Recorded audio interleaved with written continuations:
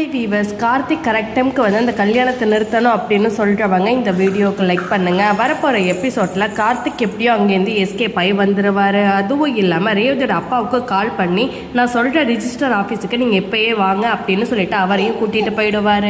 ஏன்னா கார்த்திக் என்ன சொன்னாலுமே கண்டிப்பாக சாமுண்டீஸ்வரி அந்த கல்யாணத்தை நிறுத்த மாட்டாங்க அப்படிங்கிற விஷயத்த கார்த்திக் புரிஞ்சுக்கிட்டதா ரேவதியோட அப்பாவை கூப்பிடுவார். அப்பா அவங்க ரெண்டு பேரும் ரிஜிஸ்டர் ஆஃபீஸ் போனதுமே ரேவதியோட அப்பா சாமுண்டீஸ்வரியை பிடிச்சி திட்டுவார். அப்பா அவங்க கிட்ட எப்படி என்கிட்ட கூட சொல்லாம நீ ரேவதிக்கு ரிஜிஸ்டர் மேரேஜ் பண்ணலான்னு முடிவு பண்ண, எதுக்காக இந்த மாதிரி செய்யற, யாரை கேட்டு இப்படிலாம் செய்யற அப்படின்னு சொல்லிட்டு திட்டுவாங்க. அப்பா அதை கேட்டதுமே ரேவதிக்கு செம ஷாக்கிங்கா இருக்கும். உடனே அவங்க அப்பா கிட்ட என்னப்பா சொல்லிக்கிட்டு இருக்கீங்க, நாங்க ஒரு சைன் போடுறதுக்காக தான் இங்க வந்தோம், நீங்க என்னன்னா ரிஜிஸ்டர் மேரேஜ் பண்ண வந்திருக்கோம்னு சொல்றீங்க, நீங்க ஏதோ தப்பா புரிஞ்சுக்கிட்டு இருக்கீங்க அப்படின்னு சொல்வா. அப்பா அதை கேட்டதுமே ரேவதியோட அப்பா இன்னுமே கடுப்பாயிடுவாரு. அப்ப ரேவதி கிட்ட உனக்கே இந்த கல்யாணம் நடக்க போறது தெரியாதா, எப்படி ரேவதி கிட்ட சொல்லாம இந்த கல்யாணத்தை பண்ணலான்னு முடிவு பண்ண அப்படின்னு சொல்லிட்டு ஈஸ்வரி பிடிச்சு திட்டுவாரு. அப்ப அதை கேட்டதுமே ரேவதியும் உங்க அம்மாவை பிடிச்சு திட்டுவா. அதுவும் இல்லாம கார்த்திக் தான் கரெக்ட் டைம்க்கு வந்து உண்மை எல்லாத்தையும் சொன்னாரு, இல்லைன்னா எனக்கே தெரிஞ்சிருக்காது அப்படின்னு ரேவதியோட அப்பா சொல்வாரு. அப்ப அதை கேட்டதுமே ஈஸ்வரி எதுக்கு நீங்க தேவையில்லாம எங்க குடும்ப விஷயத்துல தலையிடுறீங்க, உங்க வேலை என்னமோ அதை மட்டும் பார்க்க வேண்டியது தானே அப்படின்னு சொல்லிட்டு கார்த்தியை பிடிச்சு திட்டுவாங்க.